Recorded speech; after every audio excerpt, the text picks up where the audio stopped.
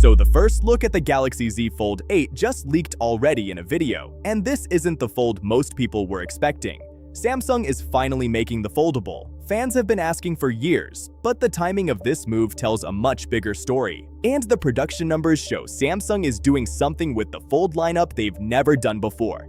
So let's break it down. So here's our first real look at the wide Z Fold 8, and visually, it matches what the rumors have been saying. The cover screen is now shorter but noticeably wider than the Fold 7, and inside, you're getting a 7.6-inch creaseless display that feels more like a compact tablet than the tall, narrow layout Samsung has stuck with for 7 generations. For years, they defended it as better for one-handed use, even while users complained about typing and app scaling. Suddenly, Samsung is building what users have been asking for all along.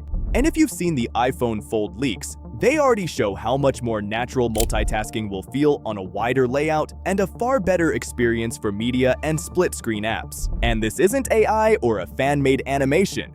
The animation comes straight from One UI 9 firmware, where Android Authority found the isWideFoldModel flag and model details inside the code. We've seen this exact pattern before with the trifold, so when something shows up at the firmware level like this, it's not experimental, it's happening. But here's where the bigger picture comes in. Samsung didn't suddenly decide to go wide just because they finally listened to feedback. The bigger factor is Apple. The foldable iPhone is expected in 2026, and nearly every report describes a wider, landscape-first internal display, something closer to an iPad mini than a tall phone. So Samsung's move makes strategic sense. According to Korean media, Samsung is producing around 3.5 million Z Fold 8 units this year. For the first time, that's more folds than flips. And out of those, roughly 1 million units are the wide variant. Add in the fact that GSMA database entries already show global model numbers, and this clearly isn't limited to Korea or China.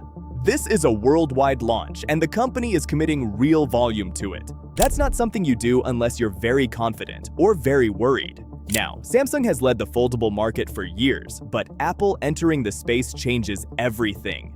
When Apple defines a category, everyone else reacts, and Samsung doesn't want to be reacting. Launching the wide fold first lets them set the narrative. But being first doesn't always mean being better. Of course, this wider design comes with trade-offs. It's bulkier, it takes up more pocket space, and for some people, that's going to be a deal breaker. This shift clearly favors productivity over portability. And while Samsung isn't abandoning the tall version, splitting the fold into multiple shapes could easily make the lineup more confusing than ever. We're hearing about camera upgrades, a bigger 5,000 mAh battery, maybe even the S Pen returning. But the bigger issue isn't what's upgrading, it's who gets the good stuff. The wider fold makes the most sense for the bigger battery and better cameras. But Samsung hasn't confirmed how they're dividing features, and if history tells us anything, segmentation is where things can get messy.